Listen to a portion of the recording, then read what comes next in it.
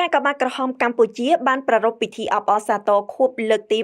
162ទិវាពិភពលោកកាកបាទក្រហមនិងអត្តច័ន្ទក្រហម8ឧសភាឆ្នាំ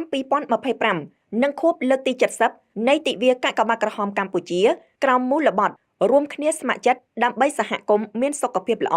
និងមានភាពធន់នឹងអាកាសធាតុនិងប្រមូលថវិការបស់សប្បុរសជនសម្រាប់ចូលរួមការងារសប្បុរសធម៌និងជួយជនរងគ្រោះក្នុងពិធីអបអរសាទរទិវានៅថ្ងៃទី8ខែឧសភាឆ្នាំ2025តំណាងសម្ដេចគតិប្រិទ្ធបណ្ឌិតប៊ុនរ៉ានីហ៊ុនសែនប្រធានកាកបាទក្រហមកម្ពុជា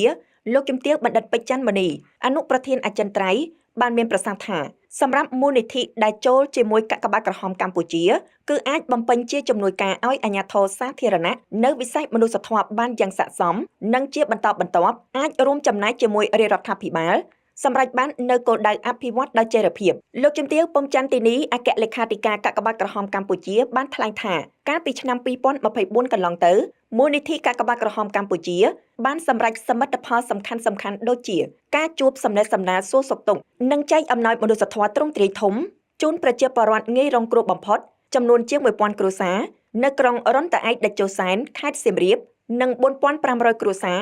នៅខេត្តឧត្តរមានជ័យលោកជំទាវបានបន្តថាក្នុងឆ្នាំដដែលនេះបានឧបត្ថម្ភថវិកាដល់កងកម្លាំងឈរជើងការពារតាមបន្ទាត់ព្រំដែនជនរងគ្រោះដោយសារគ្រាប់មីននិងគ្រួសារមានជំងឺរ៉ាំរ៉ៃការជួយសម្រាលជីវភាពប្រជាជនរាស្ត្ររងគ្រោះនិងងាយរងគ្រោះបំផុតដោយផ្ទាល់ជិត60000គ្រួសារបានជួយកសាងនិងជួសជុលផ្ទះសង់បង្គន់អនាម័យតាមផ្ទះនិងសាលារៀនអណ្ដូងទឹកប្រព័ន្ធចម្រោះទឹកស្អាតនិងកន្លែងលាងដៃបានផ្ដល់មូលនិធិ$1លានដល់មន្ទីរពេទ្យគន្ធបុប្ផានិងផ្ដល់ថវិកា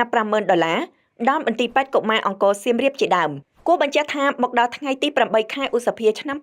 2025សប្បុរសជនបរិច្ចាគថវិកាដល់កាកបាទក្រហមកម្ពុជាបានចំនួនជាង$12លាននៅក្នុងឱកាសខួបលើកទី162ឆ្នាំទិវាពិភពលោកកាកបាទក្រហមនិងអត្តច័ន្ទក្រហម